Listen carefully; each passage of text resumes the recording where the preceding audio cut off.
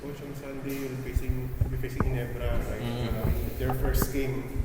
Do you think you can catch them off guard? Kasi nga first game nila baka... Well, yun nga, yun din nangyari nung last conference. Baka hindi sila ganun ka handa pa. Pero it's hard to do that twice in a row. So, lamang na lamang pa rin ng Ginebra, especially the way we're playing. So that's going to be a